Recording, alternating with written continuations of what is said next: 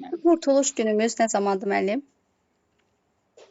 Milli Qurtuluş günümüz iyun ayının 15-dədir. O da Heydər Əliyevin 1991-ci ildə xalq ayağa qalxdı. Yəni hökumət böhranının son dərəcə çatması ilə bağlı olaraq vətəndaş müharibəsi baş verdi və müstəqilliyin itirilməsi qorxusu ilə xalqımız ayağa qalxıb Heydər Əliyevin hakimiyyətə gəlməsini tələb edirdilər.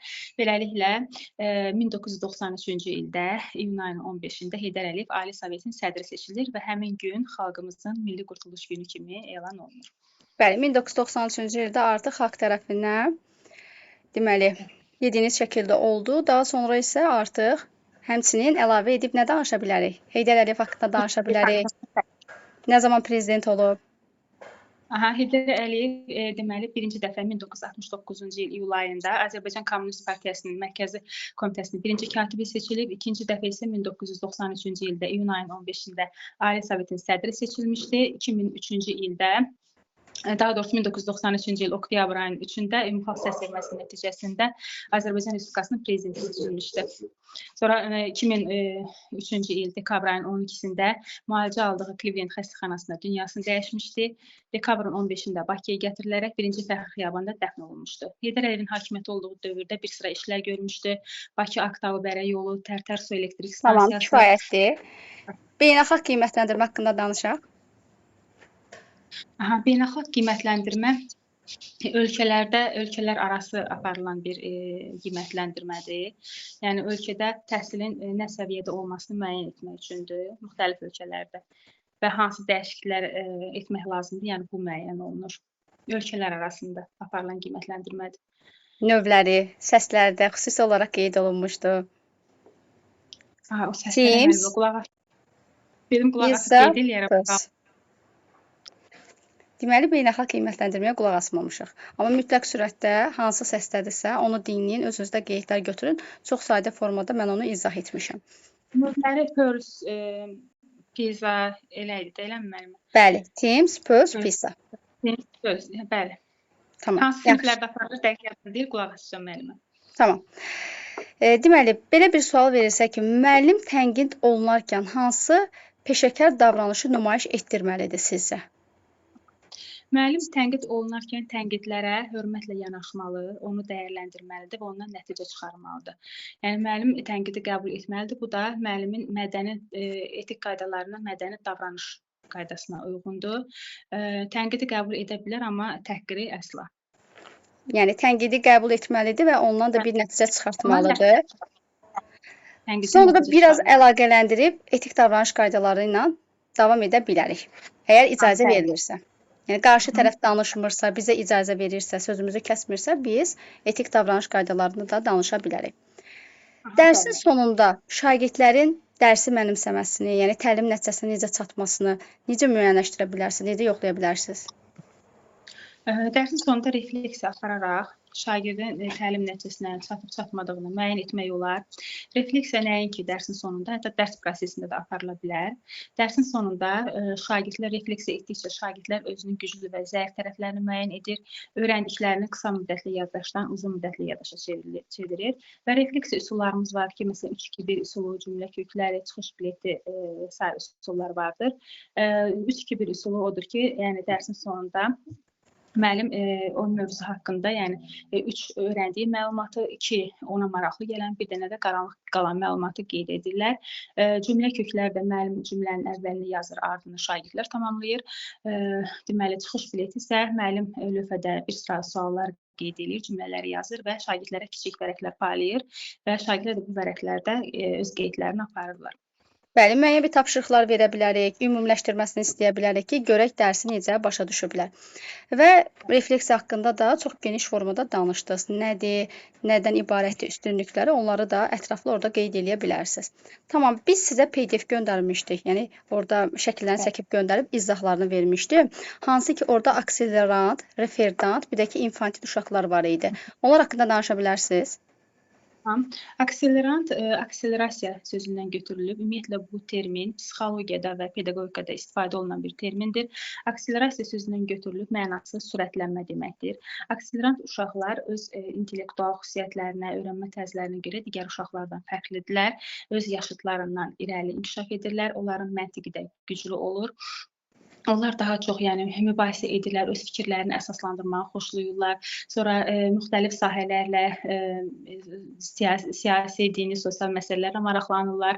Yəni öz yaşlarından irəli inkişaf etmiş uşaqlardırlar. Referendant uşaqlar isə referendant sözünün mənası ləngimə, yubanma deməkdir. Belə uşaqlar əqli və fiziki cəhətdən sağlam olsalar da, onlar ailədə qəddar münasibətlərin, ağır sosial mühitin təsirindən onlarda artıq əqli inkişaf zəifləyir, geriləyir.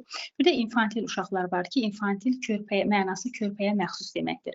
Belə uşaqlar öz yaşıdlarından çox, daha çox emosional cəhətdən özündən kiçik uşaqlara bənzəyirlər. Belə uşaqlar deməli fiziki cəhətdən, əqli cəhətdən sağlamdırlar. Hətta onlar akselerant uşaqlara belə bənzəyirlər intellektual xüsusiyyətlərinə görə. Lakin həmin uşaqlar tək qaldıqları zaman qorxurlar, hər zaman böyüklərdən kömək umurlar. Yoldaşları onlara hər hansı bir söz deyəndə ağlamağa başlayırlar. Onları tez aldatmaq mümkündür. Məsələn, təsir altına tez düşürlər belə uşaqlar. Nəyə görə belə olurlar? İnfantil uşaqlar. Onlar ailədə daha çox əzizlənirlər, ona görə belə olurlar. Erkən böyüdürlər. Bəli, doğrudur. Qəşəng oxumusunuz o hissəni, afərin sizə. Bakı Olimpiya Stadionunun açılışı nə zaman olub? Bakı Olimpiya Stadionunun açılışı 2015-ci il mart ayının 16-sında Azərbaycan Respublikası Prezidenti İlham Əliyevin iştirakı ilə rəsmi açılışı olmuşdu. Yəni Bakı Olimpiya Stadionu Bakıda yerləşən stadiondur, Azərbaycanın ən böyük stadionudur və deməli 2008-ci ildə ilk dizayn işləri başlanmışdı. Artıq 2012-ci ildə tikinti işlərinə start verilmişdir. İnşaat işləri beynəlxalq tikinti və Azərbaycan tikinti standartlarına uyğun olaraq başlamışdı. 2014-cü ilin fevral ayının 28-də Prezident İlham Əliyev tikinti işləri ilə tanış olmuşdu. 2015-ci ilin fevral ayında artıq 650 min kvadrat metrlik sahəsinin 225 min kvadrat metrlik hissəsi hazır olmuşdu. 6 mərtəbədən ibarət. Fayət müəllim, çox qəşəng danışdınız. Bir dənə orada tarixi dəqiq bilmirsinizsə qeyd etməyin. Martın siz orada müəyyən bir məqam qeyd elədiniz. Səhv eləmirəmsə deyəsən 16-sı dediniz. Bəli, amma 18-idir. Bilmirsinizsə o hissəni qeyd eləməyin. Amma yaxşı danışdınız.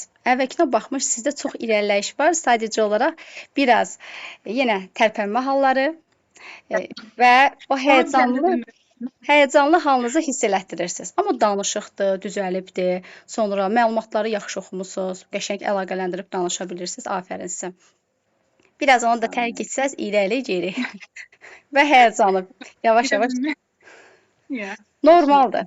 Sizdə miqdi həm də istər-istəməz 2 qat həyəcan. Vakansiya seçimində də uğur qazansaz, Allahın izni ilə artıq biraz sizdə o rahatlama olacaq. Onun da bir həyəcanı var ki, necə olacaq? Tamam. Düzdür. Bugün də vakansiya başlayır, ona görə də biraz da həyəcan var. Hə, birazdan başlayacaq. Gəlin, qeyd eləyək görə suverenlik nədir? Suverenlik bir dövlətin öz ərazisində, öz xalqı üzərində tam hakimiyyətə malik olması, müstəqil siyasət yürütməsi və digər ölkələrin, dövlətlərin müdaxiləsi olmadan öz işlərini idarə etməsidir. Daha sonra antiterror əməliyyatından danışa bilərəm ki, antiterror əməliyyatı 2023-cü il sentyabr ayının 19-da başlamışdı. Azərbaycanın Qarabağda öz suverenliyini və öz ərazi bütövlüyünün bərpa olunması üçün aparılan bir əməliyyat idi. Bu zaman erməni separatçı ermənilərin qalıqlarına, erməni silahlı qüvvələrin qalıqlarına, separatçı rejiminə qarşı ağır zərbələr endirilmişdi. Və beləliklə də Azərbaycanın deməli 23 saat davam etmişdi. Sentyabr ayının 20-sində dayandırıldı və separatçı rejimin təslim olması ilə yekunlaşdı. Azərbaycan Respublikasının deməli Azərbaycanın Xankəndi, Xocalı, Xocavənd, Ağdərə, Əsgəran qəsəbəsində üçrəngli bayrağımızın yüksəldilməsi, ərazi bütövlüyümüzün bərpası ilə yekunlaşdı. Artıq yəni bu rayonlarda Prezident İlham Əliyev bayrağımızı ucaltmışdı. Suverenlik günümüz? Suverenlik günümüz Azərbaycan Respublikası Prezidentinin sərəncamına əsasən 2025-ci il Konstitusiya və Suverenlik ili elan olundu. Bu isə sərəncamı da əsasən sənəddə qeyd olunurdu ki, bu həm ərazi bütövlüyümüzün, suverenliyimizin tam bərpa olunduğu, həm konstitusiyamızın 30-cu ilinə, həm də Vətən müharibəsində əldə edilən zəfərimizin 5-ci ildönümünə həsr olunması ilə bağlı, yəni bu qərarı qəbul etmişdi. Bəli, afərin sizə. Bəs günümüz nə zamandır? Suverenlik günümüz. Hər il biz onu qeyd etməliyik artıq. Hansı gündə? Sentyabrın 20-si. Bəli, sentyabrın 20-sində artıq biz 23 saatlıq olan bir antiterror əməliyyatı zamanı öz ərazi bütövlüyümüzü tam şəkildə bərpa etdik. Ona görə də bu şəkildə bir sərəncam verdi İlham Əliyev 2024-cü ildə və biz artıq düzgün qeyd elədiniz ki, 2025-ci ildən həm ili kimi qeyd elədik, həm də ki, artıq biz 20 sentyabrı suverenlik günü kimi qeyd edirik. Qəşəng danışdınız. Afərin sizə. Empatiya nədir? Empatiya qarşıdakı insanın hisslərini öz hissləri kimi yaşaması, özünü başqasının yerinə qoymasıdır. Empatiya hissi, yəni qarşıdakı insanı anlamaq deməkdir. Bu hissi formalaşdırmaqla şagirdlərdə düzgün ünsiyyət bacarığı, əməkdaşlıq bacarığı formalaşmış olur. Həmçinin empatiya emosional intellekt nəzəriyyəsində də öz nəzəriyyəsinin bir mərhələsindən biridir. Daha doğrusu emosional intellektin qolma nəzəriyyəsidir və onun da mərhələlərini saya bilərəm. Qeyd edə bilərsiniz ki, emosional intellekti formalaşdırmaqla onlarda empatiyanı biz formalaşdıra bilərik. Başqa necə formalaşdıra bilərik empatiyanı şagirdlərdə? Empatiyanı şagirdlərdə başqa iş üsullarından, rollu oyunlar, simulyasiyalardan istifadə etmək olar ki, şagird oynadığı, yəni rolun, obrazın hisslərini anlaya bilir, anlayır, dərk edir. Yəni, tamam. 2020-ci il nə ilidir? 2020-ci il deməli könüllülər ili. Bu da Vətən müharibəsi ilə bağlı olaraq könüllü şəkildə igidlərimiz vuruşmağa getmişlər. Yəni onunla bağlı könüllülər ili elan olunmuşdu. Bəli, əlaqələndirib danışa bilərsiniz. Biz deyib dayanmırıq. Nəyi biliriksə, o haqda danışa bilərik ki, orada daha əlaqələndirib danışmaq üçün. Tamam. Digər sualım sizə belə olacaq, müəllim. Deməli, Milli Musiqi günümüz nə zamandır? Milli Musiqi günümüz 18 sentyabrda bəstəkar Üzeyir Hacıyevin doğum gününə həsr olunmuşdu. Yəni hər il sentyabrın 18-i Milli Musiqi günüdür. Çünki Azərbaycan öz musiqisini dahi bəstəkarımız Üzeyir Hacıyevə borcludur. Üzeyir Hacıyev həm də himnimizin bəstəkarıdır. Himnimizin sözləri Əhməd Cavada məxsusdur, musiqisi isə Üzeyir Hacıyevə məxsusdur. Tamam. Müəllimin pedaqoji qabiliyyətləri hansılardır? Müəllimin peşəkarlıq, sonra təşkilatçılıq, didaktiklik, sonra və sair qabiliyyətləri var. Peşəkarlıq, aktyorluq qabiliyyəti və sair. Sonra nə deyə bilərik? Yadımızdan çıxıb, məsələn, etik davranış qaydalara riayət etməlidir. Demək ki, onunla əlaqələndirib biraz geniş danışa bilərsin. Daha sonra icazə verilirsə, biz danışa bilərik. Və məsələn, müəllim əslində necə olmalıdır? Bununla da əlaqələndirib danışa bilərsiniz. Olmalıdır, öz işinə peşəkar yanaşmalıdır, sonra öz ixtisası ilə bağlı elmi nəzəri biliklərə sahib olmalıdır, mədəni davranışını etdirməlidir, sonra vicdanlı olmalıdır, sonra etik qaydalarını danışa bilərəm.